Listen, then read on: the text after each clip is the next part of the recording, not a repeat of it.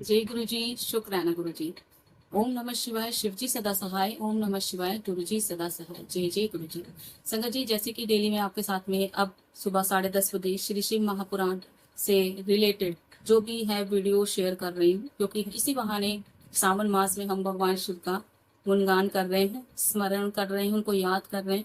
हालांकि याद तो हम हमेशा ही करते हैं, गुरु जी हमारे साथ हैं और शिव जी को नए रूप में देखते हैं, क्योंकि गुरु के रूप में ही आए, जब भी आए शिव जी।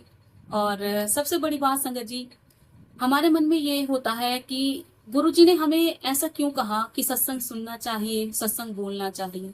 तो आप जब आज विद्वेश्वर संहिता, जो कि इस महान ग्रंथ का प्रथम खंड है, उसका अध्याय 3 सुनेंगे, तो उसमें आपके प्रश्न के सवालों का जवाब मिलेगा कि गुरुजी ने ऐसा क्यों कहा था कि सत्संग बोलना और सुनना चाहिए, दोनों से ही कल्याण होता है। तो यहाँ भगवान शिव ने भी स्वयं कहा था कि बोलने से, सुनने से और मनन करने से ही भक्ति का मार्ग खुलता है, कल्याण होता है मनुष्य का, और आपको वो सुनने को मिलेगा।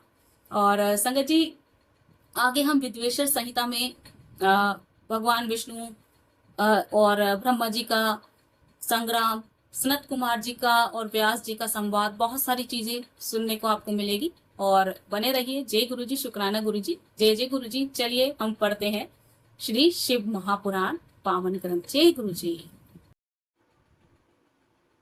श्री शिव महापुराण प्रथम विद्वेश्वर संहिता मंगलाचरण। गणेश स्तव। दोहा। एक रदन सिंदूर वदन, काटही विघ्न गणेश। राम लग्न मानस विमल, विचरहि सदा महेश। छप्य। गिरजाग सुवन गणेश, सिद्धदायक सब लायक। लंबोदर गज वदन, गणाधीप सुधी सुखदायक।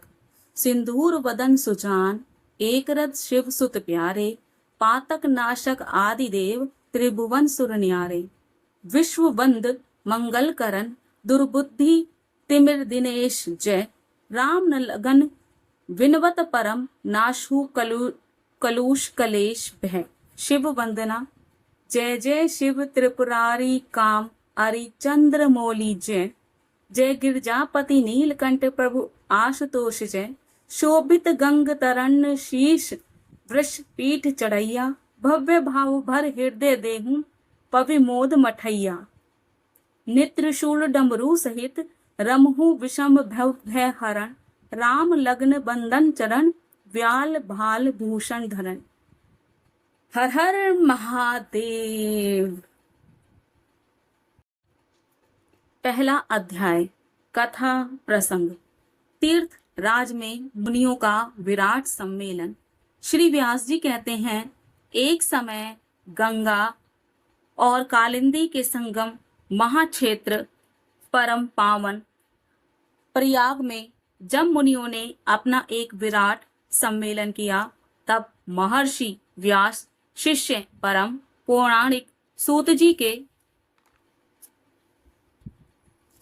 आने पर सभी लोगों ने अपने अपने स्थानों से उठकर उनकी यथोचित अभ्यर्थना की तथा पूजा सत्कार करके हाथ जोड़कर यह प्रार्थना की कि हे मुनीश्वर, कलयुग में सभी प्राणी पाप ताप से पीड़ित होकर सत्कर्म रहित, पाप निंदक, चोर, पर स्त्रीगामी, दूसरों की हत्या करने वाले, देहाभिमानी, आत्मज्ञान रहित, नास्तिक, माता पिता से द्वेष करने वाले और स्त्रियों के दास हो जाएंगे तथा किसी में भी धर्म नहीं रह जाएगा। ब्राह्मण, लोभी, वेद को बेचकर जीविका करने वाले, धन के इच्छुक और मद से मोहित, अपनी जाति के कर्मों को छोड़ त्रिकाल संध्या ना करने वाले, ब्रह्म ज्ञान से रहित, दयाहीन, आचार और व्रत का लोप करने वाले, कृषक, क्रूर और मलिन स्वभाव हो जाएंगे। क्षत्रिय भी धर्म के विपरीत कुसंगी और पाप परायण होंगे। रण से कायरता, धर्म से विमुखता, चोरी, नीचता और दासता की मानो उनका धर्म हो जाएगा।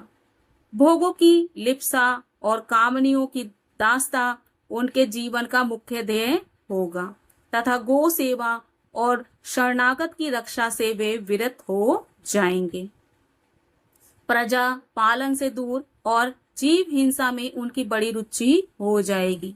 इस प्रकार वैश्य भी संस्कारहीन, अपने धर्म से रहित, कुमार्गी और जैसे भी हो डंडी मारकर केवल धन कमाना ही अपना मुख्य धर्म समझेंगे और वे किसी अन्य की ओर कदापि ध्यान नहीं देंगे। वे गुरु, देवता और ब्राह्मणों से रहित, कामी, मलिन, आश्रय करने वाले, मोहच्छन और परम लोभी होंगे। ऐसे ही शूद्र भी अपने धर्म को छोड़कर तिलक छाप लगाकर ब्राह्मणों का सा आचार करने लगेंगे। नकली तपस्वी ब्राह्मणों के तेज हंता शालिग्राम आदि पाषाण पूजक, शालिग्राम आदि पाषाण पूजक, होम करता, कुटिल, ब्राह्मणों के निंदक, धनवान, कुकर्मी, विद्वान, विवादी, धर्मलोपक, राजाकृत, धम्बी, महाभिमानी, क्रूर, वर्ण धर्म के नाशक, सर्व वर्णों से उच्च और दुष्कर्मी हो जाएंगे। इसी प्रकार स्त्रियों में भी धर्म का आसव हो जाएगा और वे तमगुण से युक्त, जारवासी, पति से विमुखी, माता पिता की भक्ति से रहित, दुराशय युक्त और नित्य रुग्णा रहा करेंगी। तब ऐसी नष्ट बुद्धि संतानों की लोक परलोक की क्या दशा होगी तथा वे किस उपाय से सदगति को प्राप्त होंगे। हे सूत जी, इस सम्मेलन में आप इस प्रकार प्रकाश डालिए, क्योंकि हम लोगों को इसी बात की बड़ी चिंता है कि जगत की आगे क्या दुर्दशा होगी।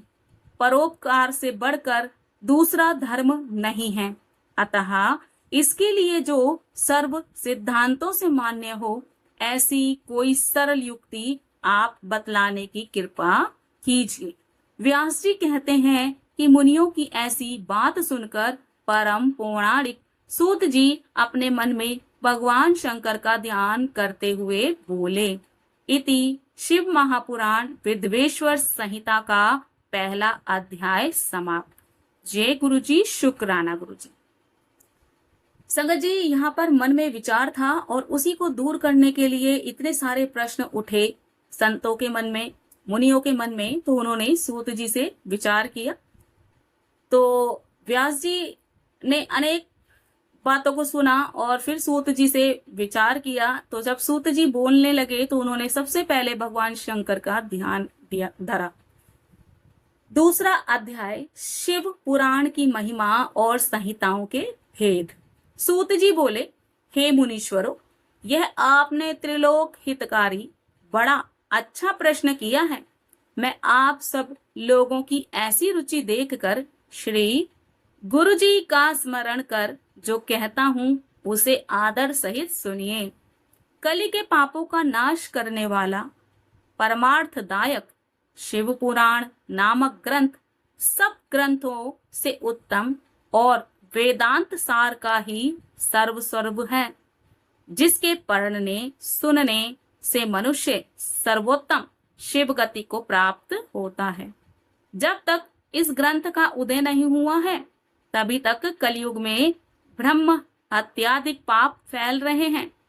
शास्त्रों के झगड़े, नाना प्रकार के उत्पात, क्रूर यम के भटों की निर्भयता, तीर्थों का विवाद, सत्यदान और देवताओं की मान्यता संबंधी विवाद तभी तक महितल पर हो रहे हैं जब तक शिव पुराण का पृथ्वी पर उदय नहीं होता है।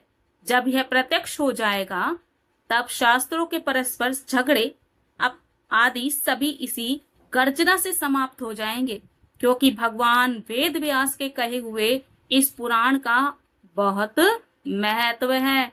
इसके कीर्तन और श्रवण से जो फल प्राप्त होता है वह सब का सब तो मैं नहीं कह सकता, किंतु उसका कुछ महात्म्य मैं आप लोगों से कहता हूँ। ध्यान देकर सुनिए। इसमें मैं अपनी ओर से कुछ नहीं कहूंगा, जो व्यास जी ने कहा है वही कहूंगा। व्यास जी ने कहा है, यदि शिव महापुराण का एक या आधा श्लोक भी कोई पढ़ेगा तो वह पाप से छूट जाएगा, और यदि सावधानी से संपूर्ण पढ़े और जीवन मुक्त हो जावे और इसके अनुसार आचरण करे तो एक एक दिन में एक एक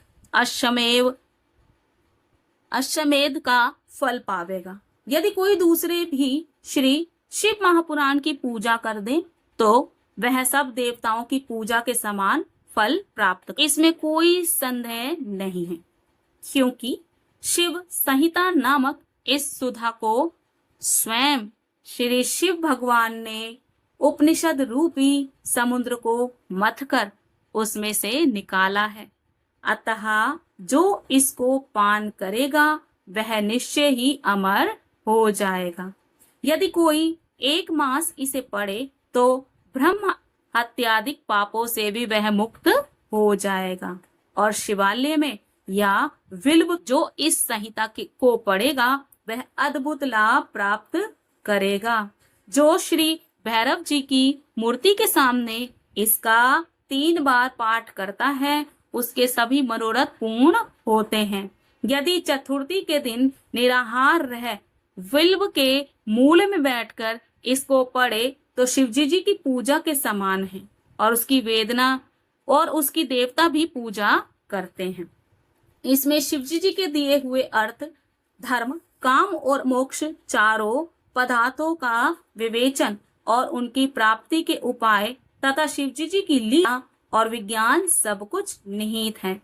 अतएव यह सब प्रकार से आदरणीय है। वेद और श्री ब्रह्मा जी की सम्मति के अनुसार श्री शिवजी जी ने ही पहले इस श्री शिव पुराण की रचना की, जिसमें पहला विद्वेश्वर संहिता, दूसरा रुद्र संहिता, तीसरा विनायक संहिता, चौथा उमा संहिता, पांचवा मात्र संहिता, छठा एकादश रुद्र संहिता, सातवां कैलाश संहिता, आठवां शत रुद्र संहिता, नवा कोटि रुद्र संहिता, 10वां सहस्त्र कोटि रुद्र संहिता, 11 वायवीय संहिता और 12 धर्म संहिता।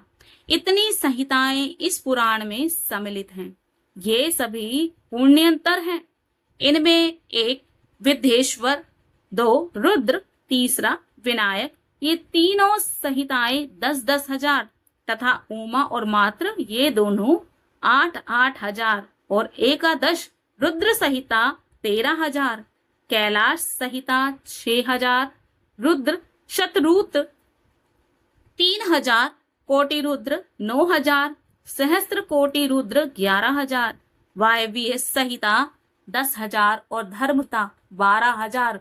कुल 1,00,000 श्लोकों का यह शिव पुराण है, परंतु इसे शिवजी जी ने अब केवल 24,000 का ही सबके लिए रख दिया है, और पुराणों में यह चौथा पुराण कहा जाता है। परंतु अब इसमें 7 संहिताएं ही प्रधान हैं।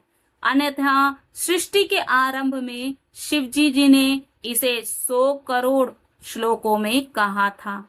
अब यह 24,000 संख्याओं वाला शिव पुराण केवल इन 7 संहिताओं में ही शेष रह गया है। यथा पहला विद्वेश्वर संहिता, दूसरा रुद्र संहिता, तीसरा शतरुद्र संहिता, चौथा श्री कोटि रुद्र संहिता, पांचवा श्री उमा संहिता, छठा श्री कैलाश संहिता और सातवां वायवीय संहिता। जो इस सप्त संहिता युक्त श्री शिव महापुराण को आदर सहित पूरा पढ़ेगा वह जीवन मुक्त हो जाएगा, और यह सब पुराणों का तिलक और सब जीवों का कल्याण दाता है। इसमें वेदांत और विज्ञान सब कुछ पूर्ण रूप से निहित है। इसमें इसे परमानंद से पढ़ने वाला शंभु प्रिय हो परम गति का लाभ करता है। श्री शिव महापुराण विद्वेश्वर संहिता का दूसरा अध्याय समाप्त। हर हर महादेव, जय जय गुरु जी। तीसरा अध्याय मुनियों को ब्रह्मा जी का उपदेश। श्री व्यास जी बोले, सूत जी के ऐसा कहने पर उन समस्त ऋषियों ने कहा, हे महामुनि सूत जी, यदि आप हमें अद्भुत वेदांत सार महाशिव पुराण सुनाते तो बड़ी कृपा होती। मुनियों से ऐसा सुनकर शिव जी का स्मरण करते हुए सूत जी प्रसन्न होकर बोले, अच्छा तो अब आप लोग इस अनाम्य शिव महापुराण को ही सुनिए, जो समस्त वेदों का सार है और जिसमें भक्ति, ज्ञान और वैराग्य तीनों का वर्णन है। हे ऋषियों, पूर्व जन्म में जब पुनः पुनः कल्पों का श्रेय होता गया और उसके पश्चात जब इस कल्प का प्रादुर्भाव हुआ, तब सृष्टि संबंधी कार्यों के आरंभ होने पर षट्कुलीन अर्थात 6 कर्मों के करने वाले उत्तम कुल के मुनियों में यह मतभेद उत्पन्न हो गया कि यह सबसे पर है या नहीं। तब इसके निर्णय के लिए वे लोग ब्रह्मा जी के पास गए। ब्रह्मा जी ने कहा, जो सबसे पहले उत्पन्न हुआ और जिसमें मन वाणी का कोई गम नहीं, तथा जिसे ब्रह्मा, विष्णु, रुद्र, इंद्रादिक महाभूतों और इंद्रियों आदि से संयुक्त सारे जगत की उत्पत्ति होती है, वही सबसे पर है और वह सर्वज्ञ जगदीश्वर महादेव जी हैं, जो परम भक्ति से दिखाई पड़ते हैं, तथा रुद्राद्रि सभी देवता जिनके दर्शनों की अभिलाषा करते हैं। अधिक क्या कहूं, शिव जी की भक्ति से संसार का जाल कट जाता है। उनके प्रसाद से भक्ति और भक्ति से ही उनके प्रसाद की प्राप्ति होती है। जैसे बीज से अंकुर और अंकुर से बीज की उत्पत्ति होती है। अतः हे ब्राह्मणों, आप लोग महादेव जी का प्रसाद पाने के लिए 1000 वर्ष का दीर्घ यज्ञ कीजिए, जिसमें शिव जी की कृपा से आपको साध्य और साधन का ज्ञान होगा। इस प्रकार मुनियों ने पूछा, हे सूत जी, यह साध्य और साधन क्या है? ब्रह्मा जी ने कहा, साध्य शिव पद है और साधन उनकी सेवा करना है, परंतु इसके लिए साधक को सर्वदा ही निष्प्रश्य होना चाहिए। जब इस प्रकार वेद विधि से भगवान शिव की आराधना होती है, तब परमेश पद की प्राप्ति हो जाती है और जो जैसा करता है उसे वैसा ही फल प्राप्त होता है। इस संबंध में स्वयं शिव जी ने भी कई निर्देश दिए हैं। कानों से सुनना, वचन से कहना, मन से मनन करना भी एक महान साधन है, क्योंकि वे महेश्वर सर्वदा ही सुनने, कीर्तन करने और मनन करने योग्य हैं। अतः साध्य तक पहुंचना हो तो साधन में डट जाना ही आवश्यक है। प्रत्यक्ष का ही विश्वास होता है। अतएव बुद्धिमान को चाहिए कि पहले गुरु मुख से श्रवण कर कीर्तन और मनन द्वारा शिव योग को प्राप्त होवे। संभव है कि साधन में पहले तो कुछ क्लेश प्रतीत हो, परंतु पीछे आनंद मंगल की प्राप्ति होती है। इति श्री शिव महापुराण विद्वेश्वर संहिता का 3रा अध्याय समाप्त। संगत जी, जिनके मन में ये प्रश्न होता है ना कि गुरुजी ने क्यों कहा कि सत्संग करने वाले का भी भला और सत्संग सुनने वाले का भी भला, तो संगत जी यहाँ श्री शिव महापुराण में जो 3 अध्याय है और उसके अंत में यह साफ लिखा है कि शिव जी ने भी कई निर्देश दिए हैं। कानों से सुनना, वचन से कहना और मन से मनन करना भी एक महान साधन है। कि कानों से सुनकर हम सत्संग सुन रहे हैं कानों से और बोल रहे हैं मुंह से, और उनमें जो अच्छी चीजें हैं वो हम मनन करते हैं, ध्यान करते हैं उसका, तो वो भी एक साधना है। तो संगत जी यहाँ पर उसका हमें उत्तर मिल जाता है। जय गुरु जी, शुक्राना गुरु जी। 4था अध्याय सनत कुमार जी व्यास संवाद। जब मुनियों ने पूछा कि श्रवण और मनन क्या है, उस पर क्या बोले, वही सुनिए। इस पर मुनियों ने पूछा, हे सूत जी, श्रवण और मनन क्या है तथा कीर्तन कैसे किया जाता है? ब्रह्मा जी ने कहा, ईश्वर के रूप, गुण, नाम और उनके विनाशों में अपनी पूजा और जप से रुचि बढ़ाना तथा निरंतर उनकी युक्तियों से रहित अपने मन को उनके सम्मुख रखना मनन है। और श्री परब्रह्म महेश्वर महादेव जी अथवा शंभु भगवान के नाम का बारंबार जाप करना कीर्तन है तथा दृढ़ हो भगवत संबंधी शब्दों को कानों से सुनना और उसे चित्त स्थिर करना श्रवण है। जब सत्संग में बैठकर भगवान श्री महादेव जी की कृपा से श्रवण और कीर्तन कर लें, तब उसका मनन करें, और वही सर्वोत्तम मनन है जिससे आत्मा पवित्र हो जाती है। सूत जी बोले, हे मुनीश्वरों, इस पर साधन संबंधी मैं एक प्राचीन इतिहास आप लोगों को सुनाता हूँ। सावधान होकर सुनिए। एक समय जब सरस्वती नदी के तट पर मेरे गुरु पराशर पुत्र भगवान वेद व्यास जी तप कर रहे थे, तो सनत कुमार जी ने आकर उनके निकट बैठकर पूछा, हे भगवान, शिव जी तो प्रत्यक्ष ही सबके सहायक हैं, फिर आप ऐसा तप क्यों कर रहे हैं? व्यास जी ने उत्तर दिया, मुक्ति के लिए। इस पर सनत कुमार जी ने कहा, अवश्य, पहले मुझे भी ऐसा ही भ्रम हुआ था और अब मैं भी मंदराचल पर्वत पर जाकर तप करने लगा था, परंतु जब दयालु शिवजी जी की आज्ञा से नंदिकेश्वर ने आकर मुझे यह बतलाया कि शिवजी जी के श्रवण, कीर्तन और मनन से मुक्ति प्राप्त हो जाती है, तब मेरा सारा भ्रम दूर हो गया। अतएव हे ब्राह्मण, आप भी ऐसा ही कीजिए। यह कहकर सनत कुमार जी चले गए। इस पर ऋषियों ने सूत जी से पूछा, जो श्रवण, कीर्तन और मनन नहीं करता, उस जीव की मुक्ति कैसे होती है तथा बिना यत्न किए वह मुक्त हो जाएगा कैसे?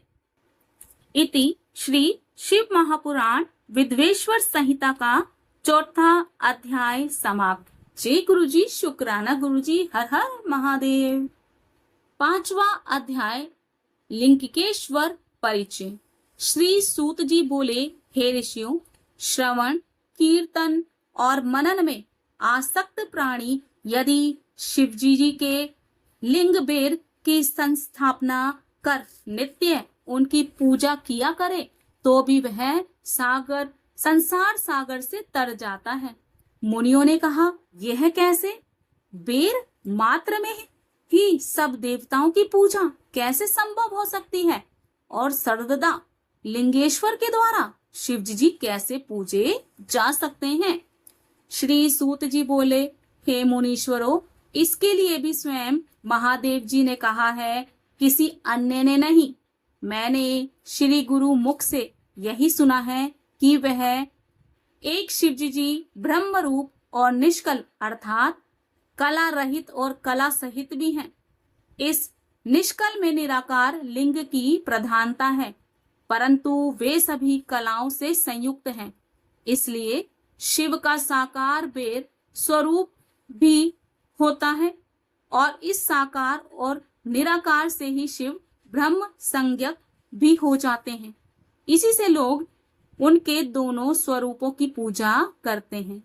अन्य देवताओं में यह तत्व नहीं है। यही कारण है कि वे निष्कल लिंग रूप से पूजित नहीं होते। ब्रह्म पदवी तो केवल शंकर जी को ही प्राप्त है। इस वेदांत सार ओम प्रणव के लिए भी सनत कुमार जी ने मंदराचल पर्वत पर श्री नंदिकेश्वर जी से प्रश्न किया था, पर नंदिकेश्वर ने यह स्पष्ट कहा था कि एकाकी शिवजी जी ही इस प्रकार पूजनीय है।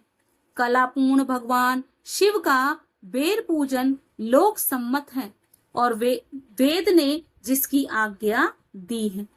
इस प्रकार जब हम सनत कुमार जी ने लिंगेश्वर की उत्पत्ति पूछी तो नंदिकेश्वर ने कहा, पूर्व काल में जब ब्रह्मा और विष्णु में युद्ध हुआ तो उनके बीच में निष्खल शिवजी जी ने स्तंभ रूप में प्रकट होकर विश्व संरक्षण किया था और तभी से महादेव जी का निष्कल लिंग और सकल बेर जगत में प्रचलित हुए। बेर मात्र को देवताओं ने भी ग्रहण किया। इससे शिवजी जी के अतिरिक्त बेर लिंग से देवताओं की पूजा होने लगी और वही उसका फल दाता हुआ। परंतु शिवजी जी के लिए लिंग और बेर दोनों ही पूजनीय हुए और जिनसे कल्याण में भोग और मोक्ष दोनों ही प्राप्त होने लगे। इति श्री शिव महापुराण विद्येश्वर संहिता का 5वां अध्याय समाप्त।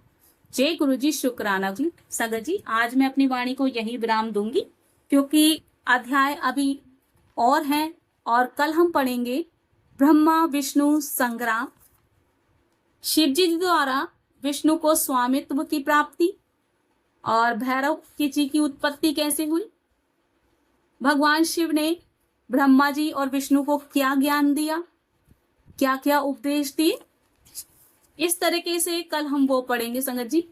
और आपसे हाथ जोड़कर यही निवेदन है कि डेली श्री शिव महापुराण जो है आपको 10:30 बजे डेली मेरे चैनल पर, मेरा नहीं गुरु का ही चैनल है, उन्होंने ही बनवाया है, डेली गुरु जी 13 ब्लेसिंग पर आपको श्री शिव महापुराण सुबह 10:30 बजे सुनने को मिलेगी और शाम 5 बजे जैसे कि अभी दिव्य आभा चल रही है उसके सत्संग सुनने के लिए मिलेंगे। जैसे दिव्य आभा का समापन होता है तो शाम 5 बजे भी आपको श्री शिव महापुराण के अध्याय आगे में कंटिन्यू करूंगी। सुबह 10:30 बजे भी चलेगी, फिर बाद में शाम को 5 बजे भी, क्योंकि यह वृहत शिव महापुराण है संगत जी। और बहुत सी संगत के पास संक्षिप्त शिव महापुराण भी है। देखिए अलग अलग शिव महापुराण मार्केट में है और मैं ये नहीं कह सकती कि मेरे पास जो है बहुत श्रेष्ठ है, क्योंकि सब में ही एक जैसी ही शिव जी से रिलेटेड चीजें हैं और वही चीजें बताई गई हैं। किसी में विस्तृत रूप से बताया गया है, किसी में शॉर्ट तरीके से, लेकिन सबका उद्देश्य एक ही है, भगवान शिव की आराधना करना, उनके बारे में बताना। और संगत जी अगर मुझसे कुछ गलती हो जाए तो मुझे क्षमा कर दीजिएगा। और जो भी आपको लगता है कि वीडियो में और ज्यादा कुछ होना चाहिए या मैं वीडियो में अध्याय समझाकर फिर उसका अर्थ समझाऊं, तो वो भी आप अपने कमेंट्स बॉक्स में अपनी व्यूज दे सकते हैं, बता सकते हैं जो आपके थॉट्स हैं। क्योंकि हम एक दूसरे से, जो मेरा कार्य यहाँ शिव जी के विषय में बताना है, गुरु जी के विषय में बताना है, और आप भी सुन रहे हैं, क्योंकि बोलने और सुनने दोनों से ही सबका कार्य, हम एक दूसरे से जुड़े हुए हैं, एक ही सिक्के के दो पहलू हैं संगत जी। और मैं इससे ज्यादा तो कुछ नहीं बोलूंगी। जो कुछ कमियां लगती हैं आपको तो आप बता सकते हैं संगत जी। क्योंकि मैं इतना लोगों से इंटरेक्ट नहीं होती हूँ तो मुझे वो आदत भी नहीं है। ये तो पता नहीं कैसे गुरु जी ने शुरू करा दिया, मैं खुद अचंभित हूँ। और गुरु जी का वो सत्संग मुझे आज भी याद है कि जब गुरु जी के बड़े मंदिर में गई थी, लाइन में खड़ी थी और पूरा पंच दिया था मुझे लॉकेट स्वरूप का कि ले जा। मैंने बोला मैं क्या करूंगी इनका, तो उन्होंने मुझे बोला था प्रचार कर दे, मेरा प्रचार कर दे। और शायद वो चीज मैं उस समय नहीं समझ पाई थी और आज वो मेरे साथ फलीभूत हो रही है। तो शायद यही प्रचार करवाना था गुरु जी को मुझसे, तो मैं वही कार्य कर रही हूँ। और आज मैं अपनी वाणी को यही विराम दूंगी। जय गुरु जी, शुक्राना गुरु जी, जय जय गुरु जी, हर हर महादेव।